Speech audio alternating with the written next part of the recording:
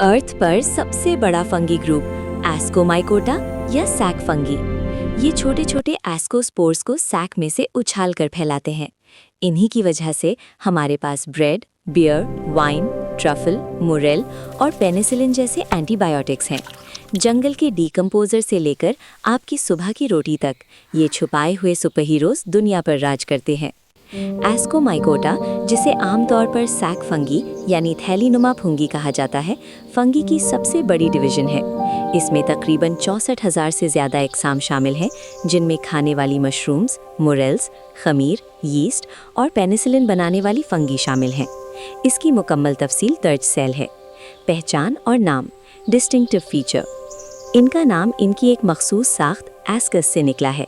ये एक microscopic sac थैली जैसी स्ट्रक्चर होती है, जिसके अंदर सेक्सुअल स्पोर्स बनते हैं। इन स्पोर्स को एस्कोस्पोर्स कहा जाता है। जिस्मानी साख्त, स्ट्रक्चर या मॉर्फोलॉजी। माइसीलियम, इनका माइसीलियम सेप्टेट होता है, यानी हाइफे के दरमियान क्रॉस वॉल्स सेप्टा होती हैं जो सेल्स को अलग करती हैं। यीस्ट, कुछ एस्कोमाइसीट्स यूनिसेल्युलर यानी एक हालिए वाले होते हैं, जैसे यीस्ट। रिप्रोडक्शन, अफूनत या तौलीद। एस्कोमाइकोटा में दोनों तरह की रिप्रोडक्शन होती है। एसेक्सुअल रिप्रोडक्शन, ये ज़्यादातर कोनिडिया के जरिए होती है।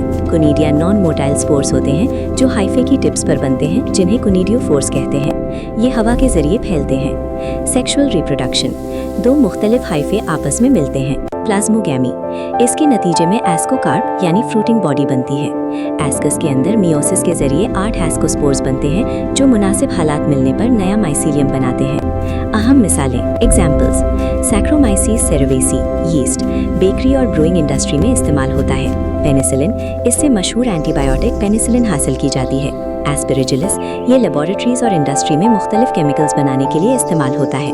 मोरेल्स और ट्रफल्स, ये बहुत महंगी और लजीज खाने वाली फंगी है। न्यूरोस्पोरा, इसे ट्रिसेला ऑफ द प्लांट किंगडम कहा जाता है, क्योंकि ये जेनेटिक्स की रिसर्च में बहुत ज़्यादा